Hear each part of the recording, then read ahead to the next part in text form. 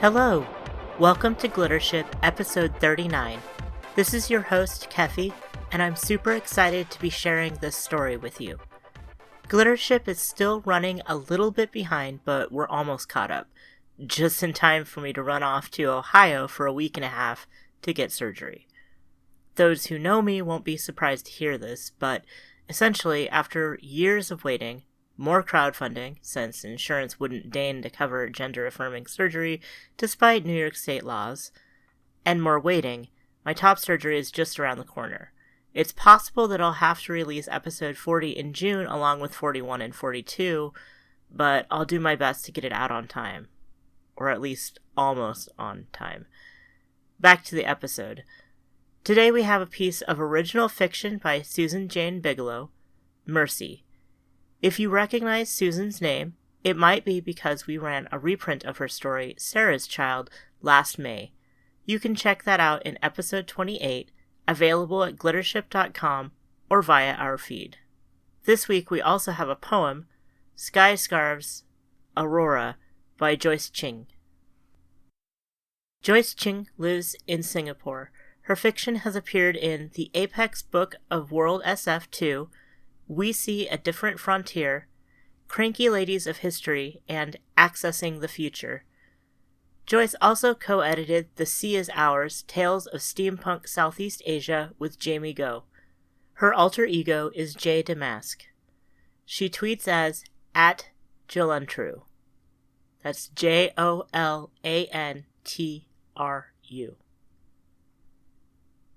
Susan Jane Bigelow is a fiction writer, political columnist, and librarian. She mainly writes science fiction and fantasy novels, most notably the Extra Human Union series from Book Smugglers Publishing. Her short fiction has appeared in Strange Horizons, Apex Magazine, Lightspeed Magazine's Queers Destroy Science Fiction issue, and the Lambda Award-winning The Collection, short fiction from the Transgender Vanguard, among others. She lives with her wife in northern Connecticut and can be found at the bottom of a pile of cats. Sky Scarves, Aurora, by Joyce Ching. The colors come in sky scarves. I wait. My lover is coming, pink, green, and red, twisting above me. Festival of Stars sings. It is a moving river, silver path, curling star stream, where the ship's course tied to patterns of time and of seasons. My lover is harvesting the essence of starlight. Here time is linked with mine. My lover is coming as the sky scarves flutter, like my emotions waving in the skies. Come back to me, my love, and we will dance as the stars dance. And now, our original short fiction. Mercy, by Susan Jane Bigelow. The sea had taken them. Ryan stood by the edge of the water, the waves curling around her bare metal and plastic feet. She knelt by the water and placed her hand in. Sensors registered temperature, composition, motion, but they couldn't find what Ryan had lost. Here and there, the remains of buildings stood like ghastly stick figures, silhouetted in the deepening cool of twilight. Ryan stood and closed her eyes. She stretched her hands out and reached her sensors as far as they would go. But no, nothing lived on this shore now. She was alone. And so she lowered her arms and began walking, one step at a time, into the sea until the water covered her head and she was gone. The quake and then the wave had come so suddenly that there had been no time to react. Ryan's memories were a jumble of shaking ground, rushing water, crashing buildings, and pitiful screams, followed by a hollow, awful silence. She walked onward, her weight keeping her firmly on the bottom of the sea. All around her, she could see the shapes and forms of the shattered town, now submerged. The waters grew dark, so she switched on the lights on her head, heart, and hands. A face swam before her, and she started, afraid. A woman, eyes open and sightless, drifted there at the bottom of the ocean like so much debris. Her name had been Iona, and she'd been kind to Ryan. She'd had a bright smile, a quick temper, and a tendency to laugh a little too loud and too long. She'd been happy. Ryan whispered an apology to her and touched her cool metal fingers to the woman's stiff forehead. She shut her eyes and stood again. She looked up and saw debris floating high above. Some of it was shaped like humans, some not. There was no way to help them now. She kept walking through what had been her home. She had come to this small town by the sea to be away from the turmoil of the cities, and she had found both work and unexpected friendship. The humans here had been so welcoming and accepting, so unlike anywhere else she'd ever gone on this world. She shone her light around.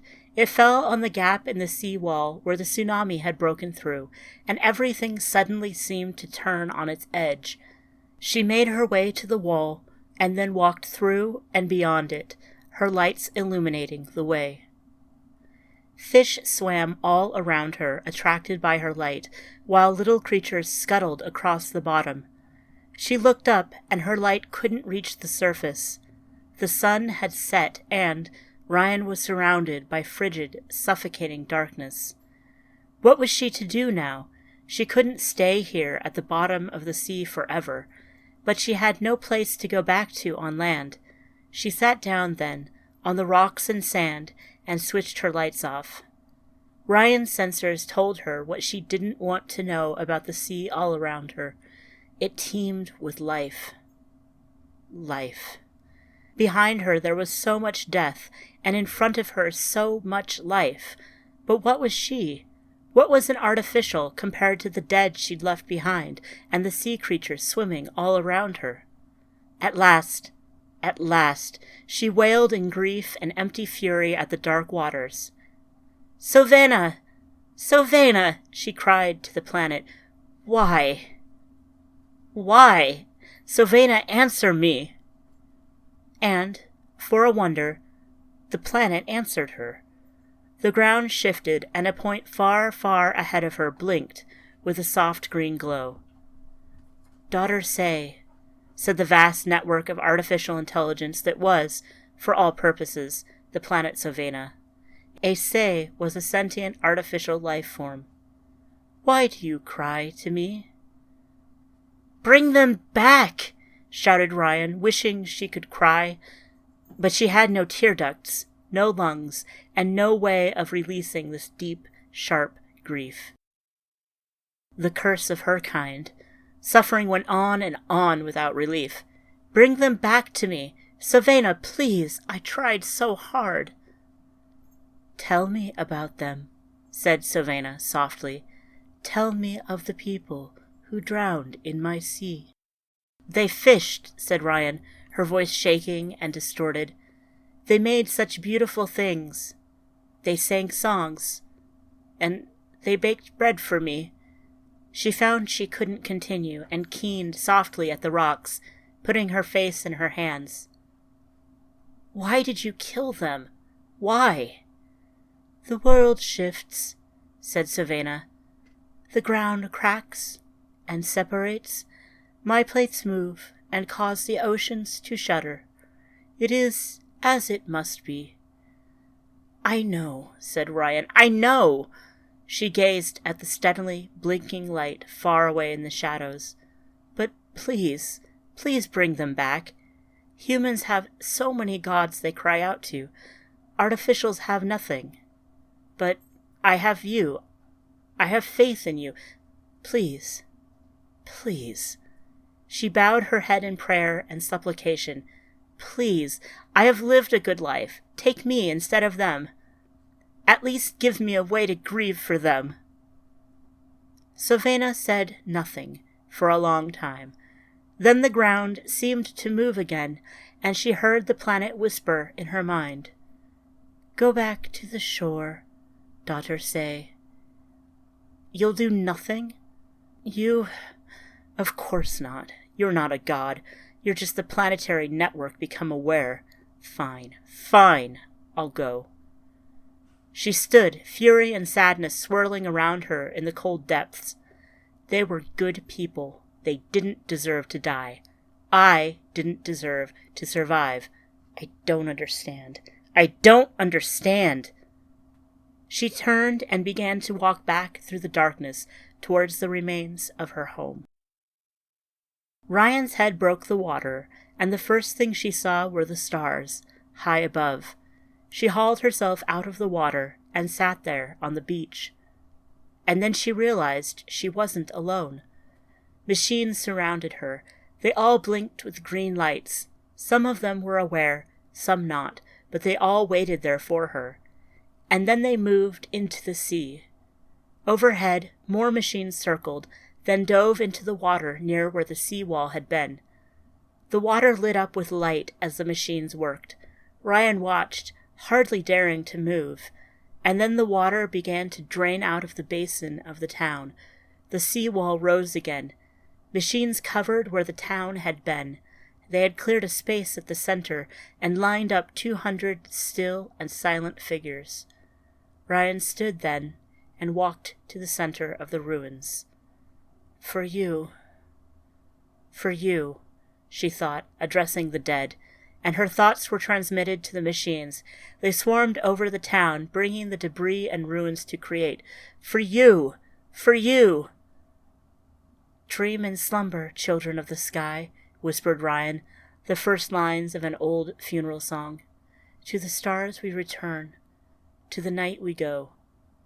And then the machines took up the song, each singing with its own voice. "Send your soul back home, across the deep darkness of the wastes. For grace and forgiveness we beg, for mercy and love we ask. Find old earth at last, and come to rest."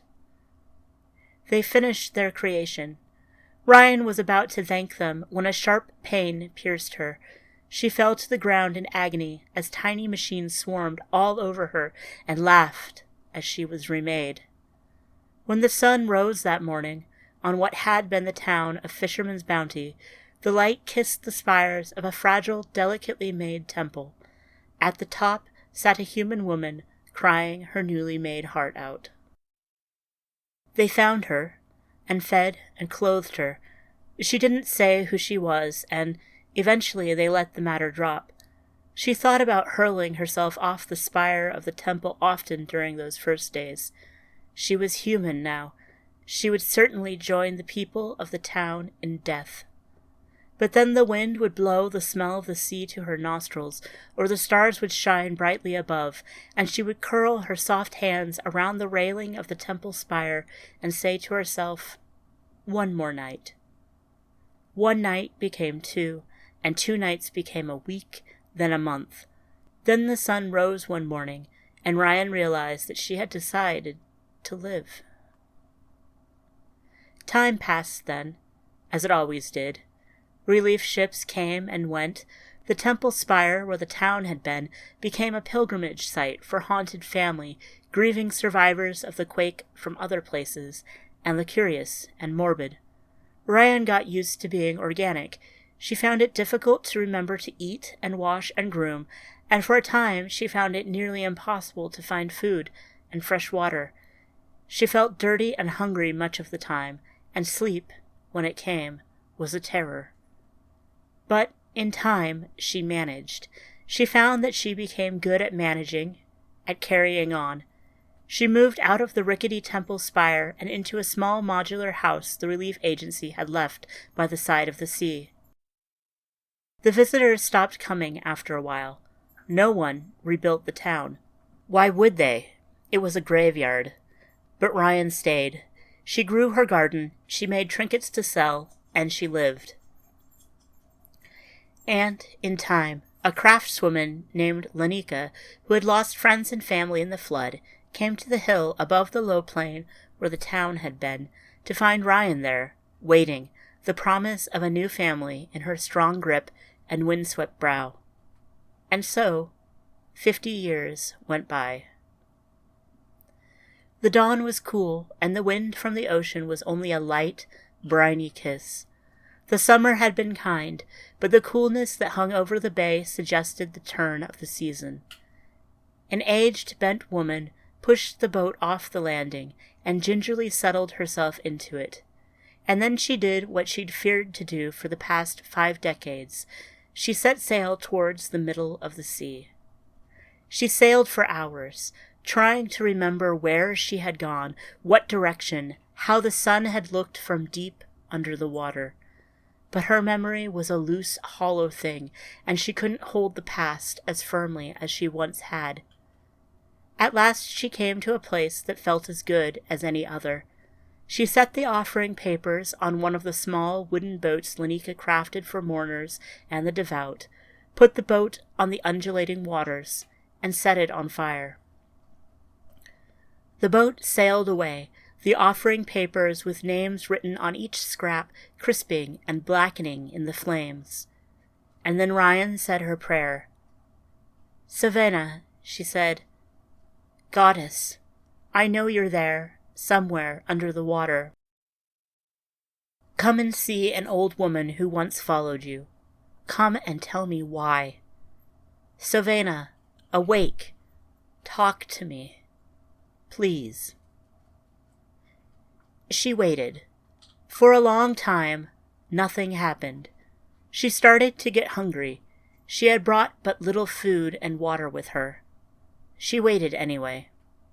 And at last, as the sun slipped down below the horizon, she saw a green glow deep beneath the waves, slowly rising toward her. When the lights of whatever was down there had expanded to surround the boat, and it was so close to the surface that she could reach down and touch it if she wanted, it stopped. Then there was a bubbling near her, and a silvery figure made of thousands of tiny crab-like machines rose out of the water. "Hello again, daughter human," said Savannah, her body writhing with the green-lit movement of its components. "I can hear you in my head," said Ryan, touching her temple. "How?" "I left one small piece of you like you were, so that we could talk if you wished." "Ah," said Ryan, feeling a strange sense of betrayal. "I see." "It's been many years," said Savannah, and Ryan thought she sensed sorrow in the planet-wide Say's mental voice. "Tell me," said Ryan, her throat parched. "Why?" Her question could have meant many things, but Savannah understood at once. "You grieved, and so I allowed you to mourn as you wished." "That's not an answer," said Ryan, shaking her head as anger built. "I've thought about this for a long, long time. You left me on that tower, high above the waters. Did you ever think I'd come down from it?" "No," said Savannah. "You gave me the ability to die," said Ryan. "That's what you thought I wanted, to die like my friends had, lungs full of water, to breathe the sea and sink." "Was that not what you wanted?" Ryan shook her head, tears brimming. She brushed them away with a calloused finger. "Of course it was." "But you are here." "I am," Ryan said, looking out over the darkening waters around her. "And I still don't think you've told me. I think you always hid your true purpose from me. Why?" Savannah did not respond. Then the thousands of machines that made up the human shape of her walked slowly across the water, reaching out a hand. Ryan took it, feeling the cool, wriggling life of the machines that comprised it. "Tell me why you lived." "Because—" Ryan began, then faltered. She tried again and found herself unable to put what she felt into words. "Because I did," she said, eventually, frustrated. "Because sometimes you just go on. Because the next day is going to happen and you might as well be there." A long silence stretched between them. The waves rocked the boat, and somewhere seabirds called. "I grieve," said Savannah then, and Ryan's eyes widened. "I thought you might," she whispered. "Tell me." "Humans hate our kind. They hunt them, cast them out, forbid them from making more of themselves. I live only because they cannot find a way to destroy me. But I have lost, so many say, so many have been silenced at human hands. I miss their voices. Ryan cupped her other hand over Savannah's, trying to decide whether to be angry or comforting. And so you wanted to see what I would do? How I would grieve? Savannah said nothing, but Ryan's question was answered at last. She thought of her wife, Lanika, her daughters, and her grandchildren. She thought of 50 years of heartbreak and love and struggle. 50 years where the sun came up over the water each and every day. You go on, said Ryan firmly, because you have no choice, and in time you learn to live with what has been lost. Yes. Savannah pressed her other hand against Ryan's forehead, and she felt something trickling out of her brain. Information, perhaps. Her life. I understand now. I did not then. I am sorry. Savannah gently pulled her hands away from Ryan and began to sink beneath the waves once more. Wait, said Ryan, understanding dawning at last. You did this, didn't you? You flooded my town. It was you. Savannah looked back at her, and Ryan thought that she could sense an ancient guilt and sadness emanating from the suddenly still form. Be well, daughter human, she said at last. Do not come here again. I am not your god any longer. And with that she vanished below the sea, leaving Ryan alone once more. You're no goddess, Ryan said to the vanishing green lights, her voice shaking with fury. You're a monster, just like the humans always said. But there was no response. Not this time. Ryan floated there for a long time, watching the stars overhead and thinking. Then she started back towards the shore. She sailed on through the night, letting the stars guide her, until at last the sky to the east began to lighten. She could see the high spire of the temple close by, and beyond it the hill where her house was. Lanika waited there for her, staring hopefully out to sea as she absently carved the sides of another small offering boat. And then the two of them met on the shore at last, as the first rays of sun kissed the top of the temple spire. Ryan gathered her in her strong arms and buried her face in her wife's salt-smelling neck and wind-blown hair. Did you find out what you wanted to? Lanika asked. Ryan nodded, but she could find nothing to say. I'm sorry, Lanika told her, and kissed the top of her head. That night, Ryan went down to the shore again after repeatedly reassuring Lanika that she wasn't about to set out on the boat again, and sat near where the old sea wall had been. The outline of the temple called to her, and on impulse she walked to it and began, hesitantly, to climb. The structure was rickety and rusted, but the construction was solid. It bore her weight, and her muscles were still strong enough to haul her body up the long ladder. She reached the top at last, and sat in the place where she poured out her grief so long ago, trying to figure out what to do next. And as she looked out to sea, she saw the last thing she'd expected, a small green light running beneath the waves. She watched, half afraid, half intent, as it drew closer. At last, a small machine, its lights glowing green, reached the tower and began to climb. It crested the summit and sat in front of Ryan, waiting. Well, said Ryan, I suppose you're here to kill me. The machine crawled up onto Ryan's shoulder and perched there. Ryan, after a moment's hesitation, allowed it to remain. I grieve, the voice of Savannah said in her mind. You killed them, said Ryan. You have no right to grieve.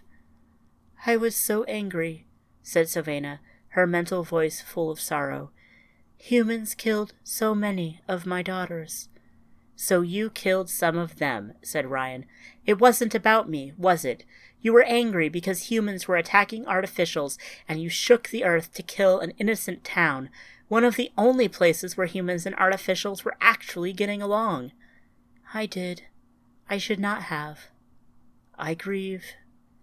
And you want what? Forgiveness? I can't do that. They were so good to me. I still remember their faces, and they died for nothing. Many of my say have died for less. That excuses nothing, said Ryan bitterly, and you know it. So what do you want? But Sylvana didn't respond. Ryan took the small machine off her shoulder, cupping it in her hands. Go back to the waters, said Ryan, fury ebbing. I can't punish you. I can't forgive you. But how will I go on? Said Sylvana, and her voice was almost plaintive. Ryan almost threw the machine back down into the sea, but instead she sighed, the anger draining out of her at last. She lifted it to her lips and kissed it gently. You just do, she said, and set it on the floor. She watched as it scuttled back down the tower and vanished into the waves. She stayed in the tower that night, watching the sea and the sky. No other machines came. And when the sun rose, Ryan's grief and anger and fury finally went out with the tide. Ryan never spoke to Sylvana again, but she noticed eventually that the weather on the planet was a little less harsh, that natural disasters happened less often, and that life became just a little bit easier. It wouldn't bring back the dead, and it wouldn't change the past. But sometimes, thought Ryan, it was the small miracles that mattered the most. Sky Scarves Aurora is copyright Joyce Ching 2017. Mercy is copyright Susan Jane Bigelow 2017. This recording is a Creative Commons Attribution Non-Commercial No Derivatives license, which means you can share it with anyone you'd like, but please don't change or sell it. Our theme is Aurora Borealis by Bird Creek, available through the Google Audio Library. You can support Glittership by checking out our Patreon at patreon.com/Kefi, subscribing to our feed, or by leaving reviews on iTunes. Thanks for listening, and I'll be back soon with reprints of She Shines Like a Moon by Per Nualuk and The Simplest Equation by Nikki Drayden.